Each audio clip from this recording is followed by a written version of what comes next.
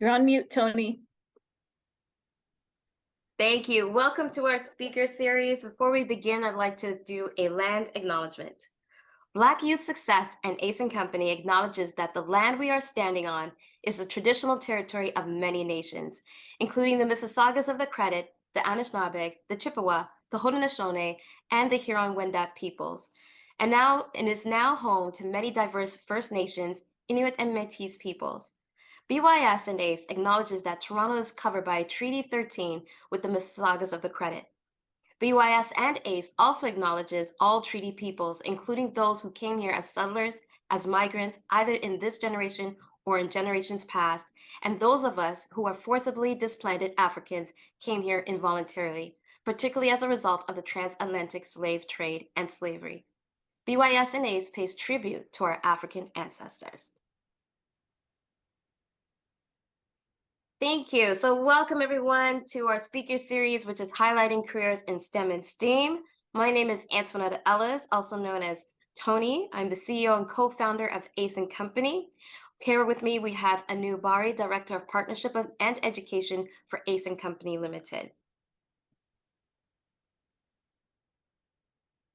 So I'd like to tell you, sorry, go ahead, Anu. No, you go, sorry. Okay, thanks. I'd like to tell you a little bit about what brought on these speaker series. This is brought in partnership with BYS, Black Youth Success. It is an organization that supports Black youth in education, ensuring Black youth are engaged in school and have access to resources to prepare them for life, as well as safety, ensuring Black youth are safe and engaged in meaningful opportunities and are connected. Health, ensuring Black youth are physically, mentally, and emotionally healthy and well as community. And also Ace & Company. Ace & Company is a recruitment firm, a social enterprise that focuses on helping women and young girls explore successful careers in STEAM, which is science, technology, engineering, arts, and math. We also partner with nonprofit organizations like BYS to bring STEAM and STEM awareness right across North America for all youth.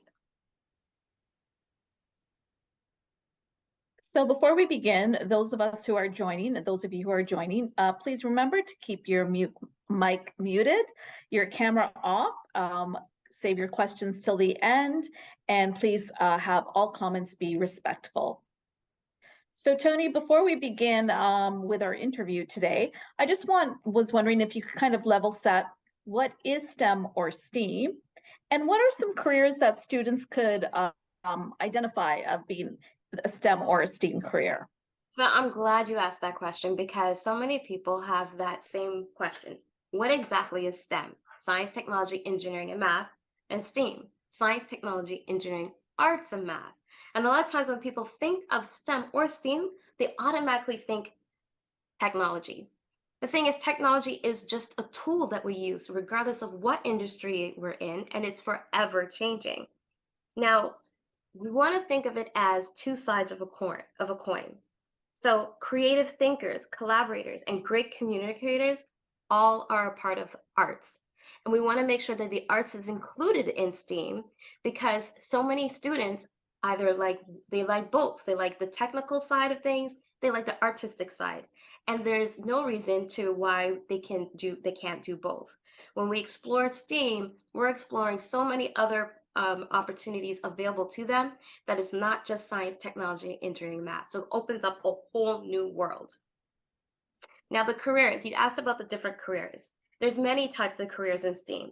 For example, a mechanical and civil engineer, an architect, website app designer, modern urban planner, animator, sound engineer, even a fashion designer, interior designer, or even a photographer. It goes on and on about all these different STEAM opportunities. And we want to make sure that students know what is available to them so that they can explore and see what fits them as well. That makes a lot of sense. So thank you for clarifying that. Yes. So today with us, we have Jahiem Henry, who is a dedicated second-year student at Toronto Metropolitan University, passionate about midwifery. He gained valuable skills during his first midwifery placement in Durham, with over a decade of exposure to midwifery, starting when his brother was born. Jahiem has worked with expecting and new families in various settings for over 7 years. He possesses exceptional communication skills and is committed to sharing his knowledge and experiences. Jahiem's genuine passion for making a difference in the lives of expecting and new families make him an asset to any team or community, and he is poised for a fulfilling career in midwifery. Welcome, Jahiem. Hello. How's everyone doing? So we're so glad to have you today. So we're going to go on and talk about your career journey. So we're going to share some photos, and we would love for you to share with us what these photos mean to you. What's this one? Oh, I remember this day. I was very, very tired after having a delivery. Um, oh, and I was like, okay, it's great to finally go home. Nice. I think I think it's frozen. Are you still there with us? You still there?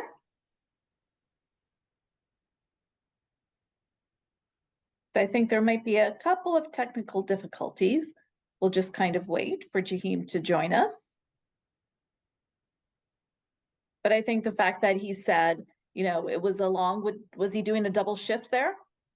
I guess so, because he said he was so happy to be able to go home. Yeah. Jahiem is actually joining us from, where did he say it? Train station? Yes, I think he said a train station either in Florida or on the way to Florida or on the way back from Florida. Yeah. So I'm sure there's just some Wi-Fi issue and he'll join us soon. So hopefully. I'm so excited to get to talking to him about his career journey, because not often do you hear about midwifery at all. Yeah, exactly. I wonder what hospital that is that he's at, or a clinic.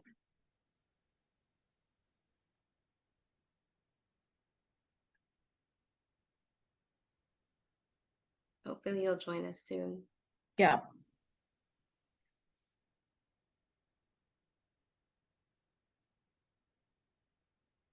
I'm sure they can edit this part out. Yeah, I can edit it.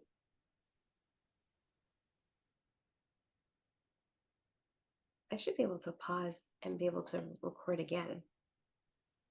But you know what? I'm not going to touch it. Yeah.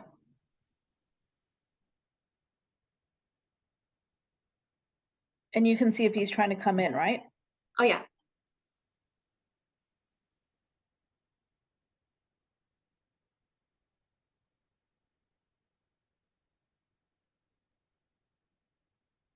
It's like we were so close to be tech problem free.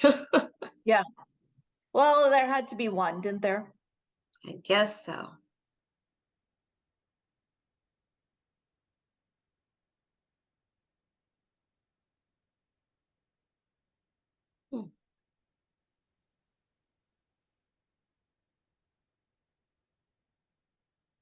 I'm like thinking, what am I going to make for dinner? What do you feel for? I don't know. I'm vegetarian on Tuesdays, so I'm like, what can I eat? What do I have that's vegetarian? Well, that makes sense. How long have you been doing that? Practically my whole life. Really? Yeah, there's certain days that like if people who do eat meat or whatever are vegetarian on those days, like my brother and his family. Well, my sister-in-law is vegetarian, but Here he is. Here he is. Yeah.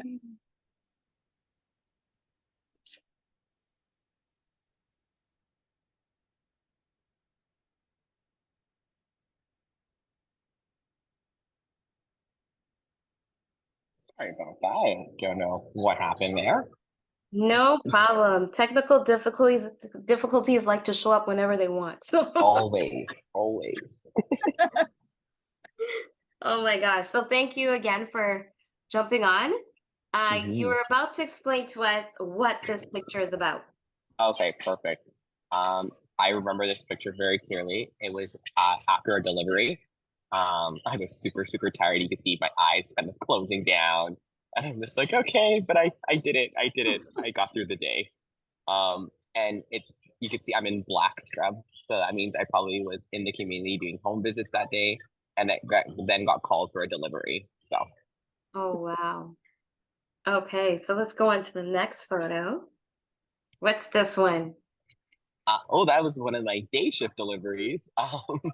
And those are very super, super rare. And with my mask off, that means I probably got some time to eat some food, um, which is not always, not always you get to do. So I was probably like very happy to get to eat some food. So yay. And this one, 3 deliveries in 24 hours? Yeah, so that's like one of my records. And it happened twice in my placement so far. So like one on February 8th, and I can't remember this day. I think it was March 8th. So a month apart. I did 3 deliveries in 24 hours, which is not common, but it happened. So you had like no sleep at all. No, no, they just wanted to keep coming.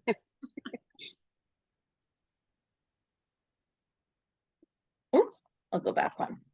Okay, this one. I remember this day. I think I got that was one of my first solo catches. So I got to deliver the baby by myself, and I ran the delivery. So I was like celebrating. And I do the peace sign, which is, we don't really call it the peace sign in midwifery school. We say 5 centimeters. So Oh, I'm like 5 centimeters. oh wow. Okay. And this one. This one was me on my way to clinic. So I started off at the hospital, and then I was on my way to clinic. And I love doing clinic days because you just get to build more bonds with your clients, and then you get to see some babies, and yeah. Oh wow.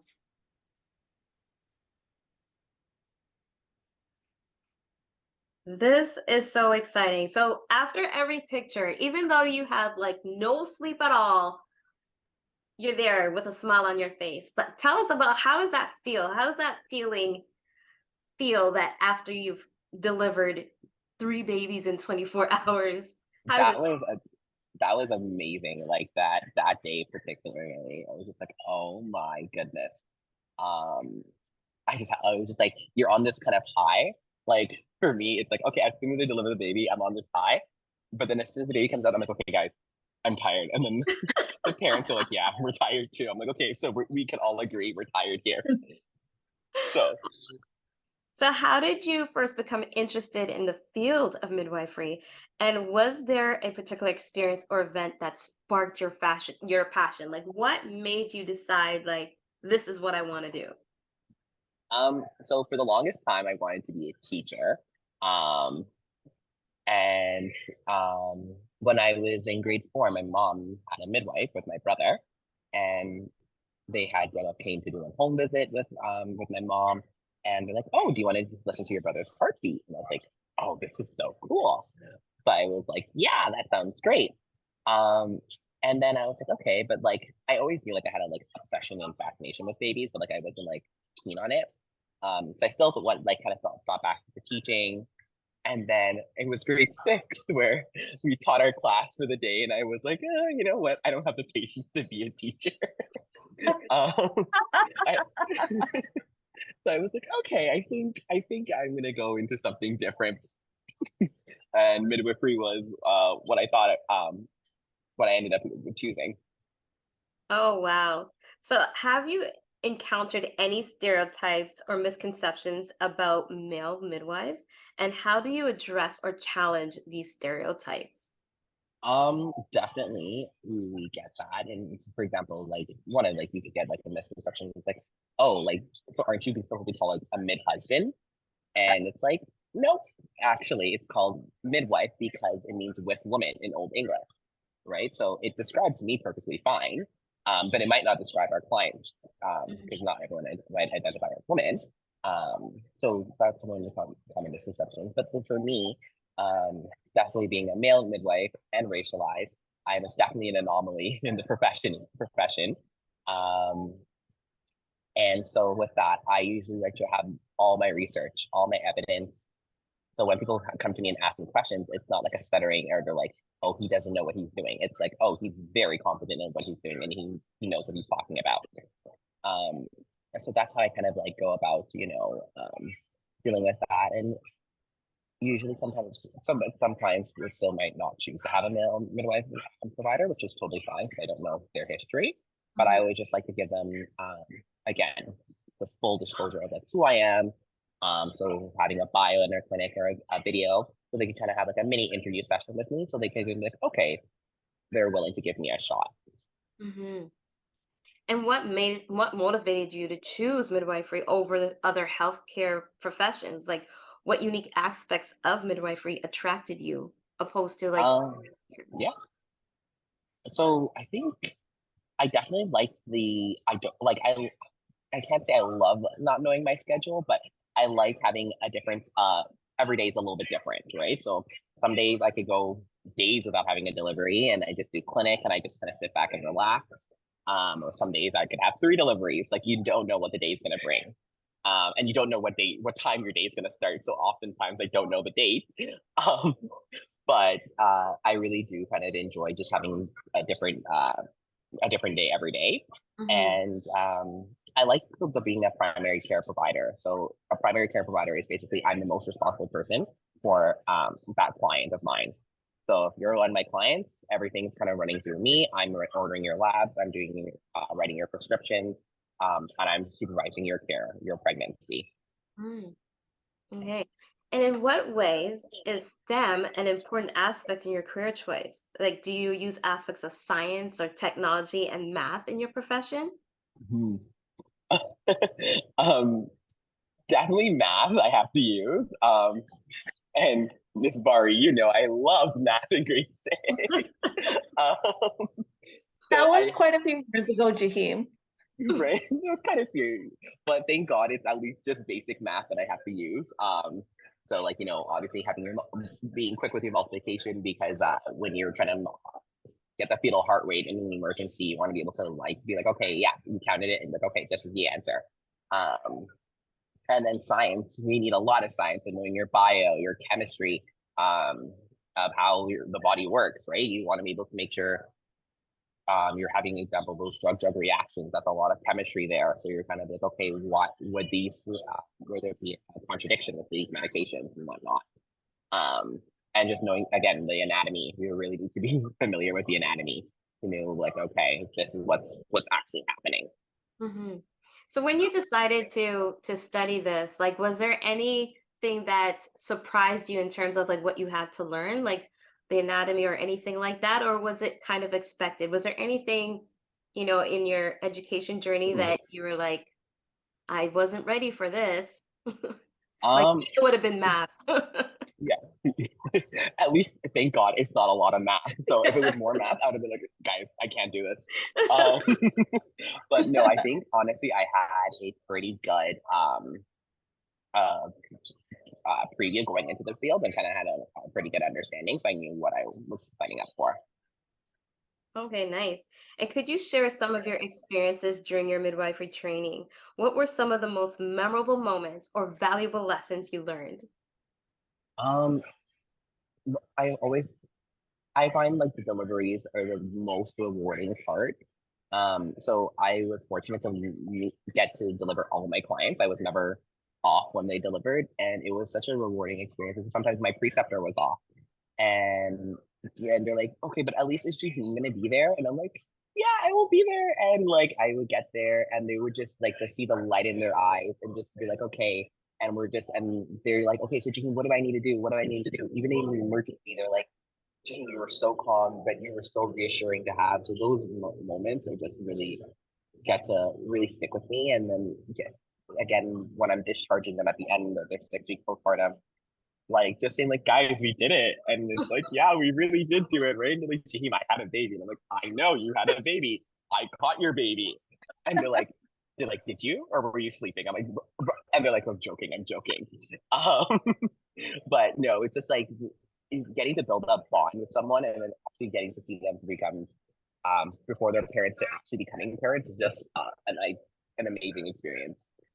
It definitely sounds like it. Like I'm just remembering, like it's taking me back. I have two kids. And it's taking Mhm, me back to my own experiences and how important it was to have someone there for you throughout the whole thing that can just reassure you that everything's gonna be okay. I didn't get to have mhm. a midwife, but I think what you're doing is absolutely amazing. I can imagine the bonds that you were able to build. So, how do you see your role as a racialized male midwife contributing to the field of midwifery? What perspectives or qualities do you bring to this profession? I feel like for me, I'm opening a lot of doors into this for this profession because honestly, everywhere else in the world has male midwives. Like everywhere else, like if you look at England, Ethiopia, Australia, everywhere, all like everywhere else has male midwives except for like the Northern Hemisphere, which is really weird. Yeah. So I feel like I'm really opening the doors to kind of say like, okay, this is something that we can do. Um, and like for example, I'm going to be the second male midwife to graduate through TMU, and I'll be the fifth Canadian male midwife in Canada. Oh, Um, yeah, The fifth? the fifth. Wait, Wow. no, actually, I lied. I will be. So we have two. I will be the third. But we have a couple male midwives, but they came from other countries. But I'll be the yes. third Canadian male midwife Oh, that is amazing. and the first Black Canadian male midwife. That Yeah. is so amazing. You know, So yes. we talk about, opportunities that are sometimes just geared to one gender. And here you are showing that males can be a midwife as well and opening that door. So you should be super proud, especially to be number three Canadian and Black. That is awesome. Mhm. Congratulations to you. Thank you. So, have you had the opportunity to work with pregnant individuals or new parents during your training, like when you're going through your training? And what have been some of the highlights or meaningful interactions you had? So, take us to like the beginning. You're in your training now. Mhm. Did you have any interaction? Like how did they prepare you and then ease you into working with clients? Or did they just So say, they just threw us in. Literally, they threw us in. We because we had a pandemic, we didn't get to do like our first intro course where we kind of just got to get shadow in midwife. Mhm. Um, but we kind of just got thrown in. So like my first day, I was literally like, okay, just waiting for a call. And they called me on my first day, and I was like, I don't know anything that I am doing. They're like, check this person's blood pressure. I'm like, okay. At least I know how to do blood pressure, but um, it was just like you kind of get thrown in there. So like again, I find like just taking it very small because like I had not met this client, but I'm at their like their delivery. Um, Really again just taking it like going in small bits and then being able to work your way up to kind of like building that relationship because I'm like, yes, I know things, but I again want to just respect that space for them. Oh wow. That sounds I don't know. I would have been so scared. Like, not me. I'm not ready. Were you feeling like that? Like you're not ready, or you're like, okay, it's happening, let's just do it. Honestly, I felt like I just like I feel like I had no choice. I literally felt Yes. like I was like, okay, let's just do this. Let's just do this. Because I'm like, by the time I feel nervous, I'm like, we don't have time for this. I'm like, it's time to have the baby. So before when you started the clinic, Jahiem, were you already in classes like learning about all that bio stuff, bio and math and so forth? Yeah. So well, I did the clinic in high school. So I was in when I was doing. Sorry, just changing my angle here. We did. I did some of the stuff in high school, and then once I got into like the midwifery placement, we're no longer in we're no longer in like the preclinical where we're doing like classes still. So everything is kind of expected for us to kind of know going into placement. Okay. Do you have to go into your train? Yeah, I'm just moving locations. It came early. Oh no. Don't worry, it has Wi-Fi on there, so we're good. Okay, cool. So we are so grateful that you can do this while on the move. This is the power of technology, right, Anu? Yes. The power of technology. Okay, so how do you approach building trust and rapport with the people you provide care to as a midwife? Like, what strategies have you found effective? Oh, so I actually really like this question. So definitely like from the booking appointment, so like the first appointment, I usually kind of do like a little intro, like we have a conversation where it's like, okay, like tell me about you. What do you want? What do you want your care to be about? What would you like me to know? Um, and then I would turn it to me and I would talk about me, like my history with midwifery and kind of going from there.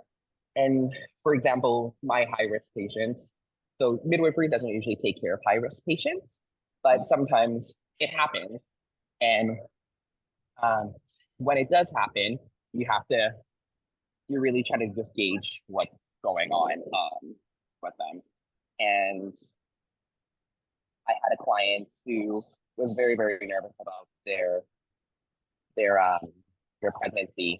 And I was like, okay, let let me book an extra appointment for you. Usually you don't book an extra appointment just because we're so busy, but I was like, no, I feel more than happy to just book an extra appointment. And we just spent that appointment just talking about her fears Mhm. and her worries. And I was like, okay. And she really appreciated that. And sometimes just giving my clients, I, again, giving my clients my number sometimes because they just need it. Um, Sometimes just because they need it, it helps because it's just sometimes it's just like having that connection again. They know who they could turn to. They know who they could talk to. Um, really helps. So they're just like, I don't know what to do. And I'm like, don't worry. Um, we have a plan. So I really love how we just kind of make a plan, how we interact with each other. Mhm. And yeah. Wow. It's like you're more than just delivering a baby. Like you are like, can I say like a counselor, like a psychiatrist, like somebody that helps them be calm, like taking care of Mhm. them physically, but also mentally, because it's very an emotional process, right? It was. It's definitely an emotional process. So sometimes just again, like when you have that person who's high risk, um, it's like there's just so much things are going through their mind and they're like, I don't know who to talk to and whatnot. So it's just like again, just giving them someone who's kind of concrete and stable and who's gonna actually be there for them really makes a difference. Oh, for sure. So, what are your plans and aspirations for the future? Are there any particular areas or specializations or goals that you hope to achieve? Like, what are you Yeah, seeing in the future for yourself? definitely hoping to get right now I'm trying to like get some research and what's not going, but for another birth center in Toronto, because we only have one, and with that it's kind of hard because all our like refugees and immigrants who don't have OHIP have for to pay to deliver in a hospital, which can be quite expensive. Yes. Um, and like I could only imagine trying to come from a different country and then trying to pay this um, really hefty hospital bill. So I'm really trying to get another birth center in like the more Scarborough, Durham, Markham area, so people have options. And I also want to one of the things that just kind of came up to my mind is like having a high risk clinic.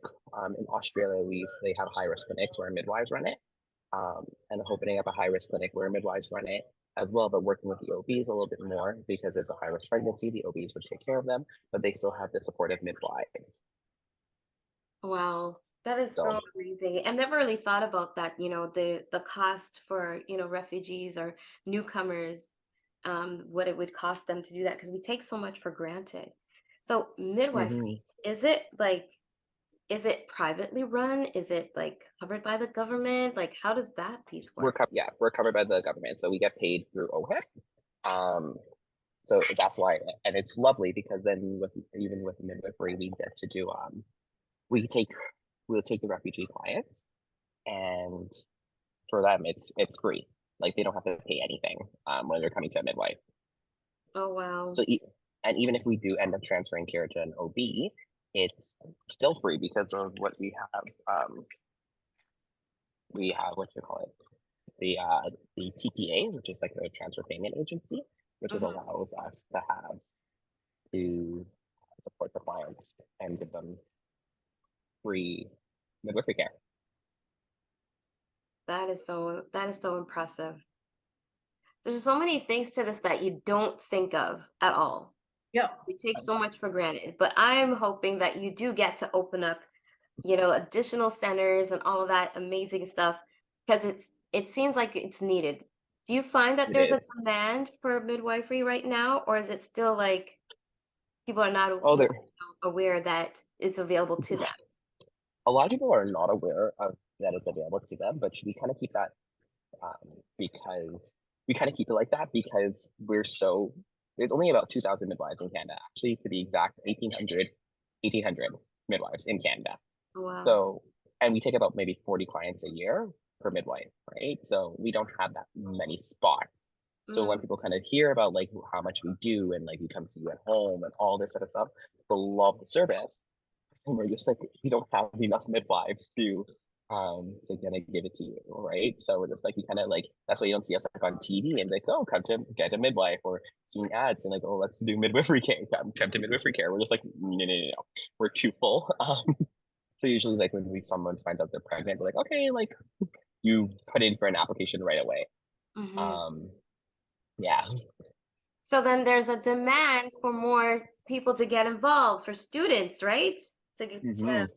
Okay, that's awesome. That's awesome to know. But Now, I can say it's definitely it's definitely difficult to get in really? to midwifery. So it's about only 90 students graduate a year from East Ontario. So That's the math. Okay, so why is that? So there's not enough midwives to begin with. It's very limited, but then it's very hard to get in. So what makes it hard to get in? Like, it's the application process, or? The application process. They want to make sure you're a well-rounded person.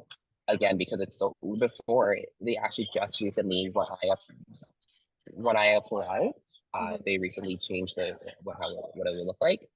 Because usually we used to have 3 universities and you only can apply to one of the 3 universities. But now you can apply to all 3. Oh, now we only have 2 universities actually, but you can apply to both of them. So you have a shot to getting into both of them.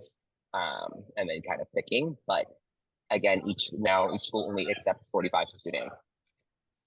Wow. So what are the 2 universities, Jahiem? Are they TMU and also? TMU and McMaster's. Okay. Yeah. And both only allow 45 people in that program? Yeah, so 45 is a cohort max. And is that really intense to get in? Like, how many people apply to that program? So maybe like 300 to 500 applicants would apply.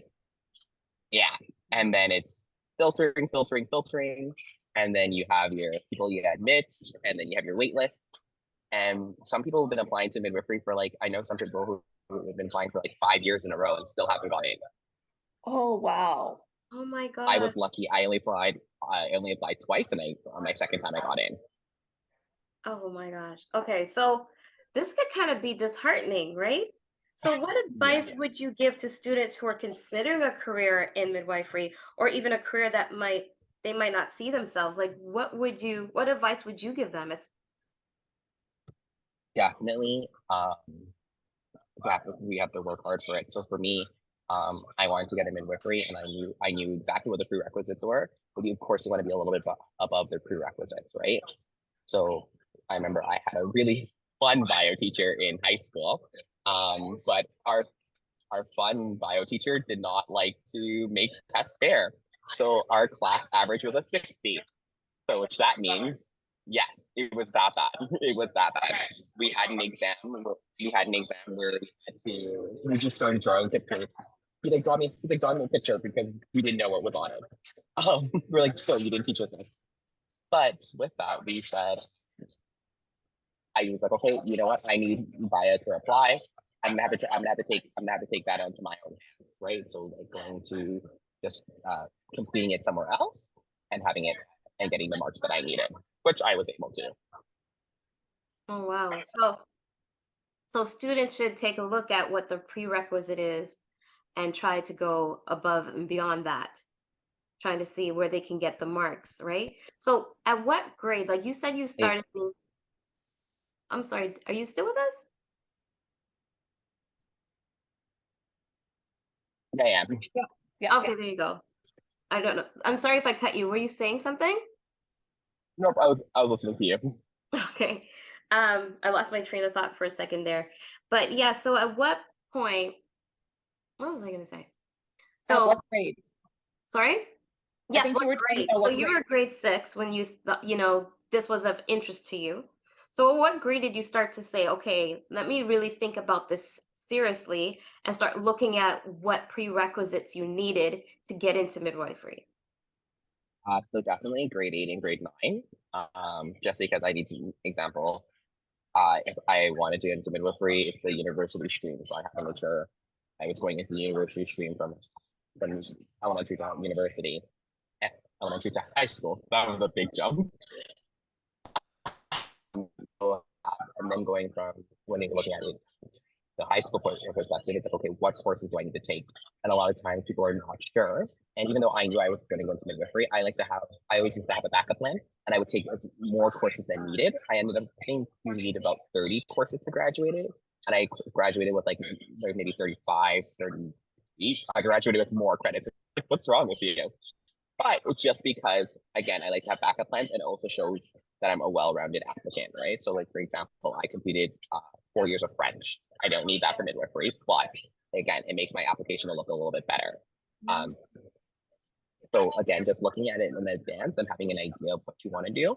And you don't, again, you don't have to have an exact idea what you want to do, but just being like open to be like, okay, this is what something I might be interested in. Let me give myself more room to apply and the things so you don't have to go back and add other courses. That is so important to know because a lot of times students will just do the bare minimum just to graduate. And then when they finally decide on where they want to go or and explore, some of those doors are closed to them because they don't have enough courses. So how did you find the time to fit in those extra credits? Like, did you do summer school? What did you do to make sure that you had those extra credits that was needed? Plus, I gotta say, I met Jahiem when he was in high school as well. You were also working, Jahiem. Plus, you were on a whole bunch of student clubs. I remember you talking Yeah, about that. yeah. Okay, so yeah, where did you So find I time? did summer school every year. That's what everyone's question is like, gee, where do you find time in everything? But again, so time management is a really important skill. But I definitely I did summer school each year, and I did summer school, and I would take about maybe 2 courses or whatnot, and just so it could be like, okay, I got that. So, example, in grade 9, I did 11 to get it out of the way. So then 11 older, so I actually could have graduated, I think, first semester in grade 12 because I had there. But my school didn't allow that. So I ended up doing a complete 7 and having 1 spare. So I was like, my timetable was always full, and I really appreciated that. Okay, so you So froze summer a school little was like my best friend every bit. year, doing some All online right. summer school. I think that's the most important part. So summer school was your best Oh, friend. Every year you did summer school, whether you needed it or not. And mhm. there was a part, and I think it kind of got muffled a little bit, but you were saying that you could have graduated in the first semester, but you decided Mhm. to continue on for that full year, right? Is that what you're saying? Yeah. So unfortunately, like my high schools were like, no, we don't allow part-time students, and for you to graduate earlier. So it's like, okay, so I did so I could have had 2 spares, like 1 in each semester, but I decided to just have 1 because again, when you're looking to apply for universities, they look at your top 6 credits. So I had made sure I had a top 7 opposed to just having a top 6. I had a top 7. Actually, I had a top 8 because I did another course in summer school. So there was always so I had a top 8. Um, so it was not just 6. I had the top 8, and then it was just like, okay, perfect. So again, it just helped boost my numbers. It's so good that you had that forward thinking. So you said that you wanted to make sure that you had more than enough courses, more than enough credits. So what was your backup plan?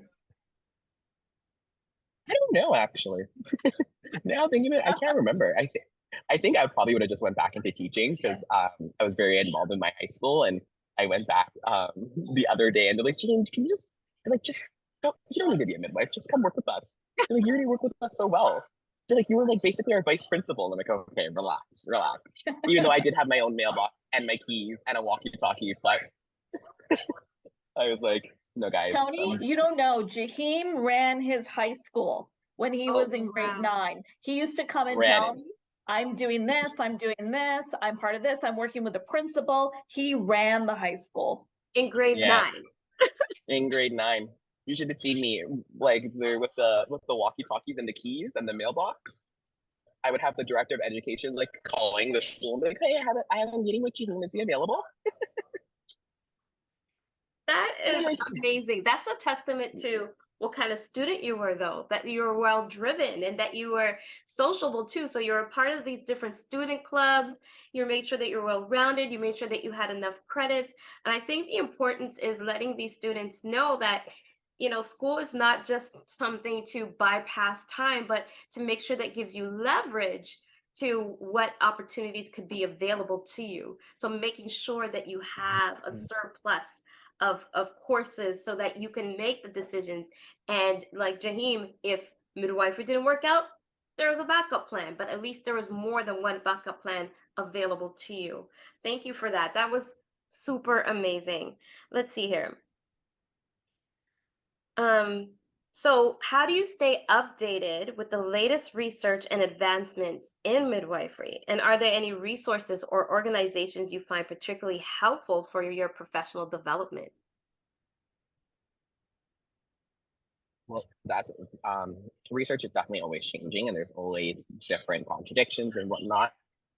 So for the actual core stuff, we get certified and retrained on it like every year or every 2 years. So example, we have every single Oh, it's choppy. Maybe you should turn off your camera, Jahiem, and then we can hear your audio. Yes. okay. Yeah, those might be get the most current information with that. But for example, if we could have tuna in pregnancy, that information doesn't really change that much. But we've had even when someone asks that question, you still want to go research it, and we're kind of just double checking it. And then again, we kind of always looking out for stuff, right? And we have and sometimes with that, it just kind of it helps, like because when people ask you questions, you're like, oh, okay, and then you kind of do a little bit of research into it. So I found myself constantly researching during placement, even though I knew the answer. Just like, okay, you kind of get like getting a different point of view. So we have lots of different search engines that we use, like UpToDate and stuff like that. That has a lot of medical information that we could use related back to clients and for our practice. Okay, thank you. So just to wrap this up, and I know you're, in commute right now, but what are some of the skills that are needed, not only in midwifery, but navigating post-secondary school? So do you have any advice for middle school or high school students? We talked about, taking additional credits and all that, but what skills do you think that they need and that they should definitely work on? Definitely, time management,